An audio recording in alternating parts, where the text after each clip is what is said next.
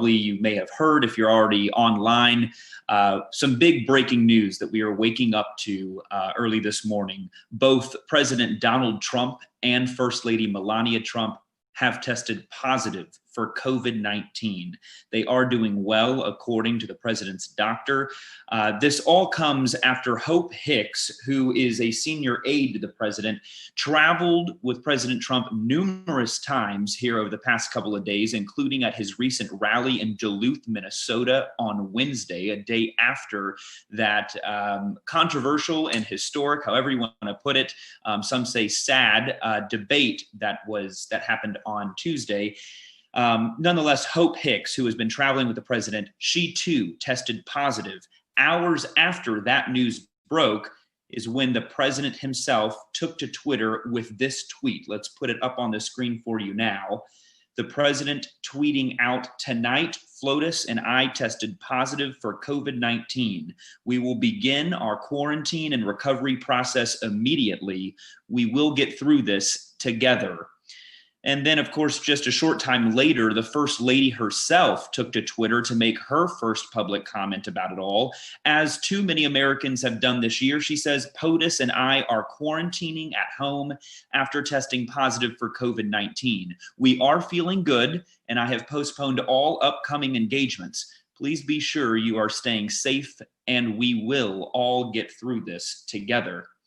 Again, the president and the First Lady are now confirmed to have had COVID-19. We don't know for how long, but both of them testing positive for the virus that has really plagued the world as we know it for the past 7 months, at least here in the US. What we know so far, the president, 74 years old, the oldest president to be in the White House.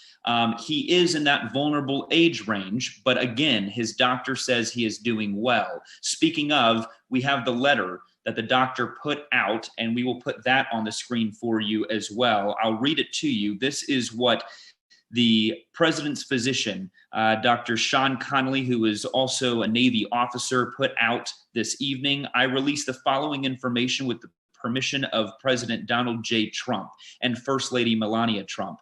This evening," he says, "I received confirmation that both President Trump and First Lady Melania Trump have tested positive for the SARS-CoV-2 virus, also known as COVID-19. The president and first lady are both well at this time, and they plan to remain at home within the White House during their quarantine. The White House medical team and I will maintain a vigilant watch, and I appreciate the support provided by some of our country's greatest medical professionals and institutions. Rest assured," he said, "I expect the president to continue carrying out his duties without disruption while recovering, and I will keep you updated on any future developments." Again, that is Dr. Connolly, the president's physician, putting that out this evening in regards to the president and first lady both testing positive for COVID-19.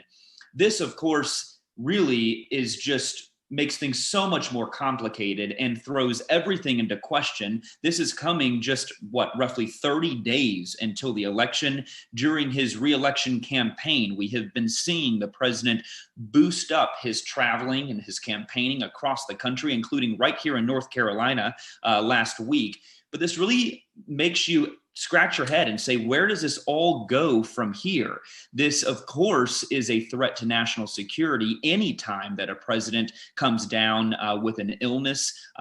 I, of course, don't remember this, but I'm sure some of you do, when President Reagan came down and decided to go public and saying that he was diagnosed with colon cancer. Of course, many people remember that. Many people had questions. This does put this country in a national security type of debacle when the president, the leader of the free world, comes down with such a severe illness or what could become a severe illness.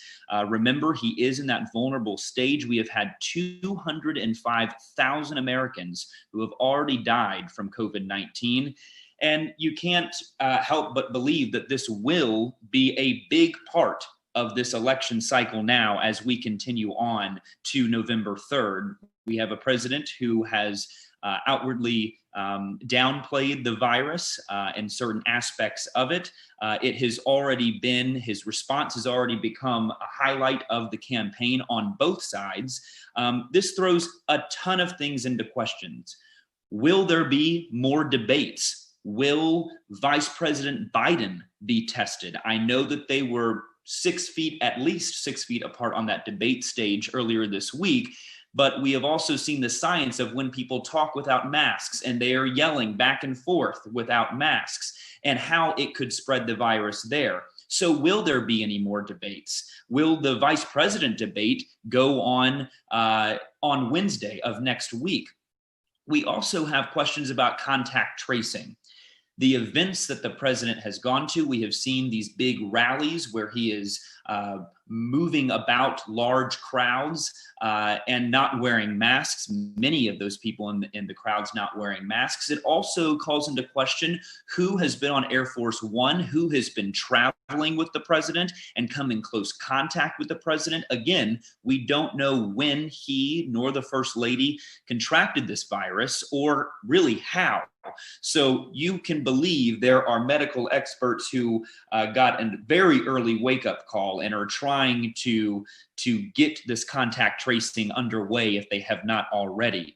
Another question that came to my mind was Ivanka Trump, the daughter of the president.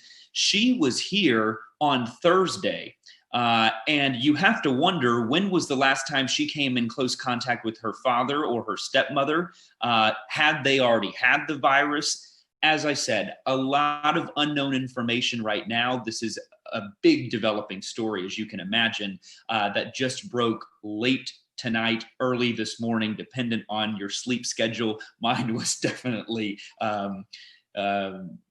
awoken here at an early time. Another question of mine, of course, here locally is the former Congressman Mark Meadows here in North Carolina. He is now the chief of staff of the president. We have seen him traveling with the president nearly everywhere he goes.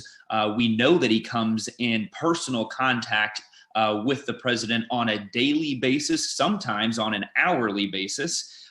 So will he be tested? Will Ivanka Trump be tested? And all of those people who she came in contact with when she was out in Gaston County, visiting Belmont and Gastonia. I mean, you have to wonder, those people who she's in pictures with, what's going through their minds tonight?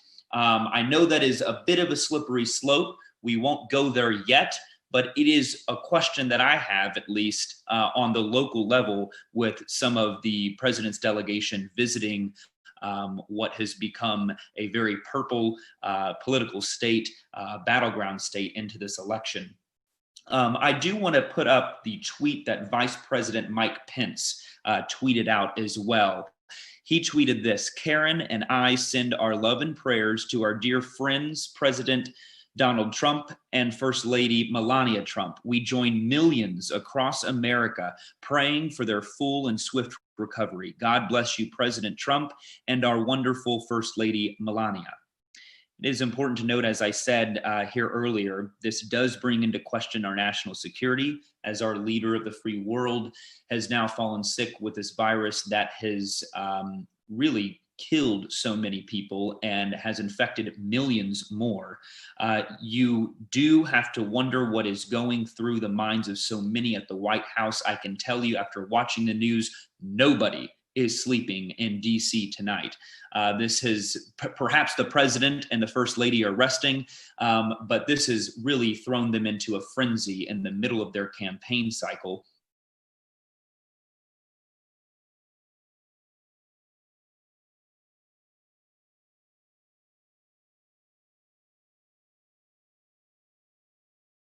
The good news, again, the president and first lady are doing well. We, of course, wish nothing but a recovery for them.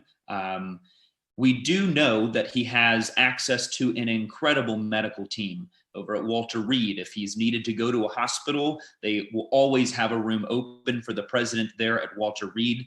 And then, of course, he will be quarantining.